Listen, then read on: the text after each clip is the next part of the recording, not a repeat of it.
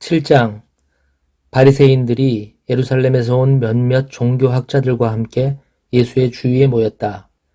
그들은 예수의 제자 몇이 식사 전에 씻는 정결 예식을 소홀히 하는 것을 보았다. 바리새인을 비롯한 유대인들은 의식상 손 씻는 신용을 하지 않고는 절대 식사를 하지 않았다. 시장에서 돌아왔을 때에는 특히 더욱 문질러 씻었다. 컵과 냄비와 접시를 닦는 것은 말할 것도 없었다. 바리새인과 종교학자들이 물었다. 어째서 당신의 제자들은 규정을 우습게 알고 손도 씻지 않고 식탁에 앉는 겁니까? 예수께서 대답하셨다. 너희 같은 사기꾼들에 대해 이사야가 전곡을 찔러서 말했다. 이 사람들이 거창하게 말은 바로 하지만 그 속에 마음이 담겨 있지 않다. 그들은 나를 예배하는 것처럼 행동하지만 진심에서 우러나는 것이 아니다. 무엇이든 자기네 구미에 맞는 가르침을 위해 내 이름을 팔고 있을 뿐이다. 하나님의 계명은 버린 채 최신 유행을 쫓기에 바쁘다. 예수께서 계속해서 말씀하셨다. 그래, 잘도 하는구나. 너희는 종교의 유행을 따르는데 거추장스럽지 않도록 하나님의 계명을 저버리고 있다. 모세는 너희 부모를 공경하라고 했고 또 누구든지 부모를 욕하는 사람은 반드시 죽여야 한다고 했다. 그러나 너희는 부모에게 드려야 할 것이 있어도 부모 대신에 하나님께 예물로 바쳤습니다 말하면서 그 계명을 회피하고 있다. 아버지나 어머니에 대한 의무를 그렇게 모면하고 있는 것이다.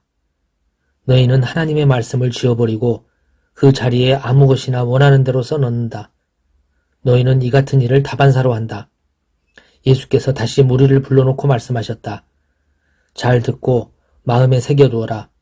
너희 삶을 더럽히는 것은 너희가 입으로 삼키는 것이 아니라 너희 입에서 토해내는 것이다. 그것이야말로 정말 더러운 것이다. 예수께서 무리와 헤어져 집에 돌아오셨을 때에 제자들이 말했다. 잘 모르겠습니다. 쉽게 말씀해 주십시오. 예수께서 말씀하셨다. 너희가 우둔해지기로 작정이라도 한 것이냐? 너희가 입으로 삼키는 것이 너희를 더럽힐 수 없다는 것을 모르느냐? 그것은 너희 마음으로 들어가지 않고 위로 들어가서 장을 지나 결국 변기에 물과 함께 내려간다.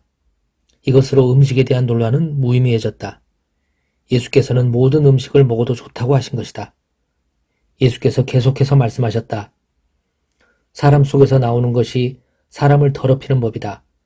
음란, 정욕, 도둑질, 살인, 간음, 탐욕, 부정부패, 속임수, 방탕, 비열한 눈빛, 중상모략, 교만, 미련함, 이 모두가 마음에서 토해내는 것이다. 너희를 더럽히는 근원은 바로 거기다. 예수께서 거기에서 두로지방으로 떠나셨다. 그분은 아무도 못 본 줄 알고 그곳의 한 집에 들어가셨으나 사람들의 이목을 피할 수 없었다. 예수께서 안에 들기가 무섭게 고통당하는 딸을 둔 한 여자가 그분이 그곳에 계시다는 말을 듣고 찾아왔다. 여자는 예수의 발 앞에 무릎을 꿇고는 도와달라고 애원했다. 그 여자는 수로보니게 출신의 그리스 사람이었다. 여자는 예수께 자기 딸을 고쳐달라고 간청했다. 예수께서 말씀하셨다. 줄을 서서 차례를 기다려라. 자녀들을 먼저 먹이는 법이다. 그리고 남는 것이 있으면 개들의 차지다. 여자가 말했다. 지당하신 말씀입니다, 주님. 하지만 상 밑의 개들도 자녀들이 흘리는 부스러기는 먹지 않습니까? 예수께서 감동하셨다. 내 말이 맞다. 가거라. 내 딸이 더 이상 고통당하지 않게 되었다. 괴롭히던 귀신이 떠나갔다. 여자가 집에 가보니 딸이 침대에 편히 누웠고 고통이 아주 사라져버렸다. 예수께서 다시 두로지방을 떠나서 시돈을 지나 갈릴리 호수로 돌아와서 데가볼리 지방으로 건너가셨다. 어떤 사람들이 듣지도 말하지도 못하는 사람을 예수께 데려와 손을 얹어 고쳐주시기를 청했다. 예수께서 그 사람을 따로 데리고 저만치 가셔서 그의 귀에 손가락을 놓고 그의 혀에 침을 묻혔다. 그러고는 하늘을 우러러 기도하시고 깊이 탄식하며 명하셨다. 에바다, 열려라. 그러자 그대로 되었다. 그 사람의 귀는 이제 똑똑히 들렸고 말도 분명해졌다. 순식간의 일이었다. 예수께서 그들에게 입단속을 시켰으나 그럴수록 그들은 흥분하여 더욱 퍼뜨리고 다녔다. 전부 그분이 하신 일인데 대단한 일이다. 그분은 듣지 못하는 사람도 듣게 하시고 말하지 못하는 사람도 말하게 하신다. 8장. 그 즈음에 예수께서 배고픈 무리 앞에 다시 서게 되셨다. 예수께서 제자들을 불러 말씀하셨다. 이 무리를 보니 내 마음이 몹시 아프구나. 이들이 사흘이나 나와 함께 있었는데 이제 먹을 것이 없다. 배고픈 채로 돌려보내면 가다가 지쳐 쓰러질 것이다. 이 가운데는 멀리서 온 사람들도 있다. 제자들이 대답했다. 저희가 어떻게 하면 좋겠습니까? 여기 광야에서 어떻게 음식을 살 수 있겠습니까? 예수께서 물으셨다. 너희에게 빵이 얼마나 있느냐? 7개입니다. 그들이 말했다. 그러자 예수께서 무리를 바닥에 앉게 하셨다. 예수께서 감사를 드리신 후에 빵 7개를 조금씩 떼어 제자들에게 주셨고 제자들은 그것을 무리에게 나누어 주었다. 마침 거기에 물고기도 몇 마리 있었다. 또 예수께서 물고기를 가지고 감사를 드리신 후에 제자들을 시켜 사람들에게 나누어 주게 하셨다. 사람들은 배불리 먹었다. 남은 것을 거두니 7자루였다. 식사한 사람이 좋기 4,000명이 넘었다. 그때야 예수께서 사람들을 집으로 보내셨다. 예수 자신은 제자들과 함께 곧바로 배로 가서 달마누다로 떠나셨다. 그들이 도착하자 바리새인들이 나와서 예수께 바짝 달라붙었다. 그러고는 자신을 입증해 보이라고 그분을 괴롭히며 궁지로 몰아세웠다. 예수께서 노하며 말씀하셨다. 어찌하여 이 세대는 기적과 같은 증거를 찾아서 난리들이냐? 내가 이것만 분명히 말해두겠다. 너희는 꿈에라도 증거를 받을 생각은 하지 마라. 예수께서 그들을 떠나서 다시 배에 올라 건너편으로 향하셨다. 그런데 제자들이 점심 싸우는 것을 잊어버렸다. 빵 한 덩이 외에는 배 안에 빵 부스러기 하나 없었다. 예수께서 경고하셨다. 단단히 조심하여라. 바리새인과 헤롯 당원에 더럽게 하는 누룩을 각별히 주의하여라. 그러자 제자들은 깜빡 잊고 빵을 가져오지 않은 것을 두고서 서로 책임을 따졌다. 예수께서 들으시고 말씀하셨다. 빵을 잊어버렸다고 이 손아리냐? 내 말뜻을 못 알아듣겠느냐? 그렇게도 모르겠느냐? 내가 빵 5개를 떼어서 5,000명을 먹인 일을 잊었느냐? 남은 것을 너희가 몇 바구니나 거두었느냐? 그들이 말했다. 12바구니입니다. 빵 7개로 4,000명을 먹이고 남은 것은 몇 자루나 되었더냐? 7자루입니다. 예수께서 말씀하셨다. 아직도 모르겠느냐? 그들이 벳세다에 도착했다. 어떤 사람들이 시력을 잃은 한 사람을 예수께 데려와서 손을 대어 고쳐주시기를 청했다. 예수께서 그의 손을 잡고 마을 밖으로 데리고 나가셨다. 그리고 그 사람의 눈에 침을 묻히고 그에게 손을 얹으시며 물으셨다. 무엇이 보이느냐? 그가 고개를 들었다. 사람들이 보입니다. 마치 나무가 걸어가는 것 같습니다. 예수께서 그의 눈에 다시 손을 얹으셨다. 그 사람은 이리저리 보더니 시력이 완전히 회복된 것을 알았다. 모든 것이 2.0 시력으로 밝히 보였던 것이다. 예수께서 그를 곧장 집으로 돌려보내시며 말씀하셨다. 마을로 들어가지 마라. 예수와 제자들이 빌립보의 가이사라 근방에 있는 마을들로 향했다. 걸어가면서 예수께서 물으셨다. 사람들이 나를 누구라고 하더냐? 그들이 말했다. 세례자 요한이라고 하는 사람들도 있고 엘리야라고 하는 사람들도 있고 예언자 가운데 한 사람이라고 하는 사람들도 있습니다. 그러자 예수께서 물으셨다. 그러면 너희는 나를 누구라고 말하겠느냐? 내가 누구냐? 베드로가 대답했다. 주님은 그리스도 곧 메시아이십니다. 예수께서는 그것을 비밀로 하되 아무에게도 입 밖에 내지 말라고 경계하셨다. 그러고는 그들에게 다음 일을 설명하기 시작하셨다. 이제부터 인자는 처참한 고난을 받고 장로와 대제사장과 종교학자들에게 재판에서 유죄를 선고받아 죽임을 당하고 사흘 후에 다시 살아나야 한다. 예수께서는 이 말씀을 그들이 놓치지 않도록 쉽고 분명하게 말씀해 주셨다. 그러나 베드로가 예수를 붙들고 항의했다. 예수께서는 어떻게 받아들여야 할지 몰라서 머뭇거리고 있는 제자들을 돌아보시고 베드로를 꾸짖으셨다. 베드로야, 썩 비켜라. 사탄아 물러가라. 너는 하나님이 어떻게 일하시는지 조금도 모른다. 예수께서 제자들과 함께 무리를 옆에 불러놓고 말씀하셨다. 누구든지 나와 함께 가려면 내가 가는 길을 따라야 한다. 결정은 내가 한다. 너희가 하는 것이 아니다. 고난을 피해 달아나지 말고 오히려 고난을 끌어안아라. 나를 따라오너라. 그러면 내가 방법을 일러주겠다. 자기 스스로 세우려는 노력에는 아무 희망이 없다. 자기를 희생하는 것이야말로 너희 자신, 곧 너희의 참된 자아를 구원하는 길이며 나의 길이다. 원하는 것을 다 얻고도 참된 자기 자신을 잃으면 무슨 유익이 있겠느냐? 자기 목숨을 무엇과 바꾸겠느냐? 너희 가운데 누구든지 변덕스럽고 중심 없는 친구들과 사귀면서 나와 너희를 인도하는 내 방식을 부끄러워하면 인자도 아버지 하나님의 모든 영광에 쌓여 거룩한 천사들을 거느리고 올 때 그를 더 부끄럽게 여길 줄로 알아라. 9장. 예수께서 이렇게 쐐기를 박으셨다. 이것은 믿을 수 없는 훗날의 이야기가 아니다. 여기 서 있는 너희 가운데 그렇게 되는 것을 볼 사람도 있다. 그들은 하나님 나라가 위엄 있게 임하는 것을 볼 것이다. 엿새 후에 그들 가운데 세 사람이 정말 그것을 보았다. 예수께서 베드로와 야고보와 요한을 데리고 높은 산에 올라가셨다. 그리고 그들 눈앞에서 그분의 모습이 완전히 변했다. 그분의 옷은 아무리 표백해도 더 하얘질 수 없을 만큼 반짝반짝 빛났다. 엘리야와 모세가 함께 나타나서 예수와 깊은 대화를 나누고 있었다. 베드로가 끼어들었다. 라비님, 지금은 중대한 순간입니다.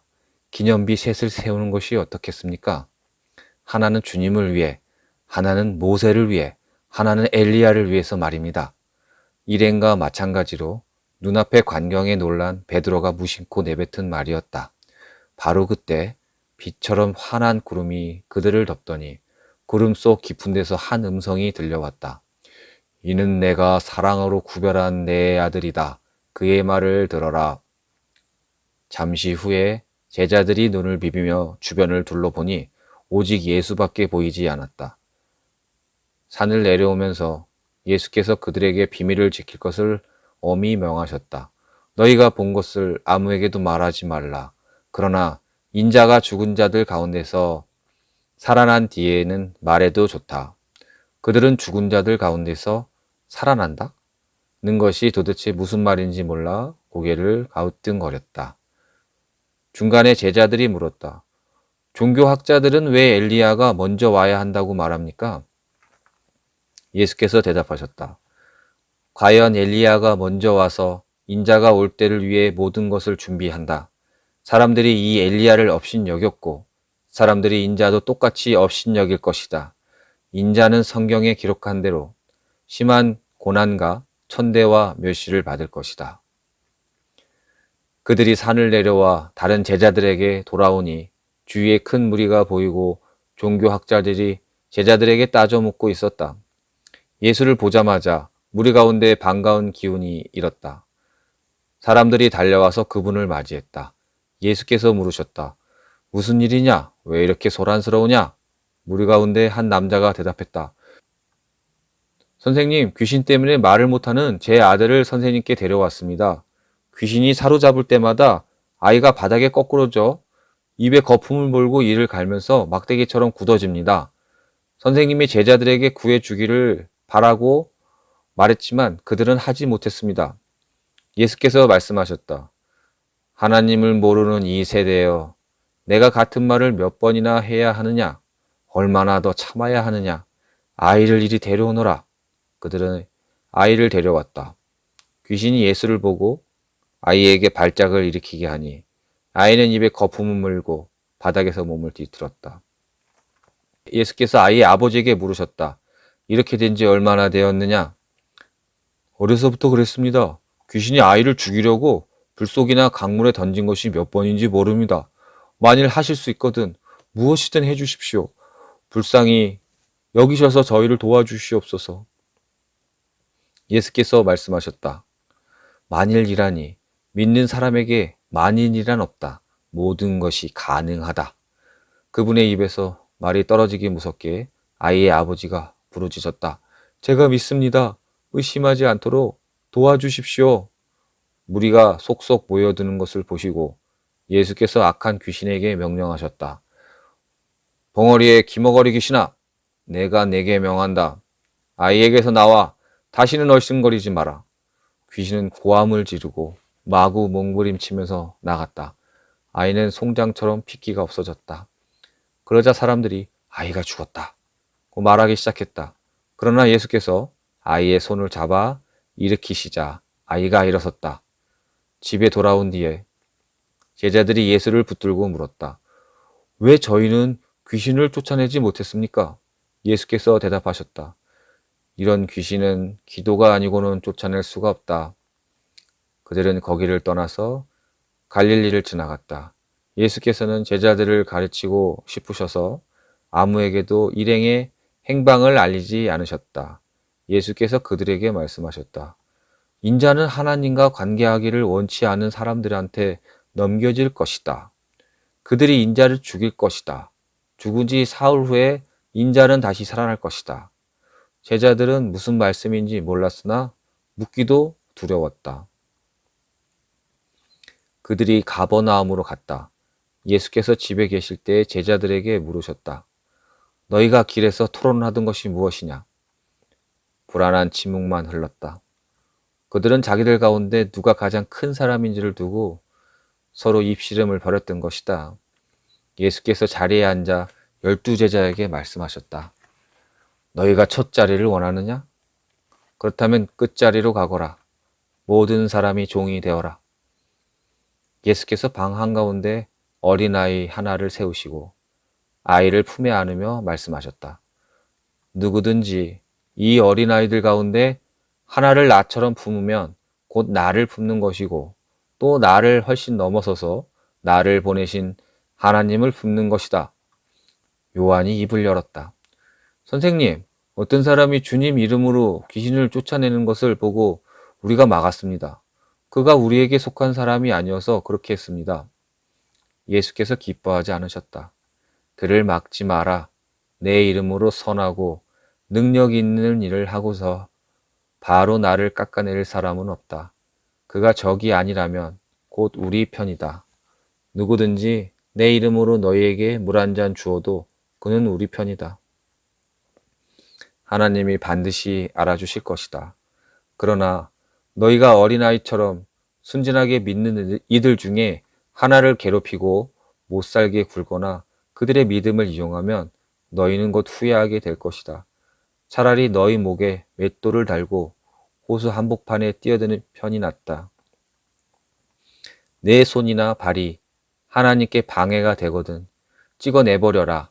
손이나 발이 없더라도 살아있는 것이 두 손과 두 발을 보란듯이 가지고서 영원히 불타는 용광로 속에 있는 것보다 낫다.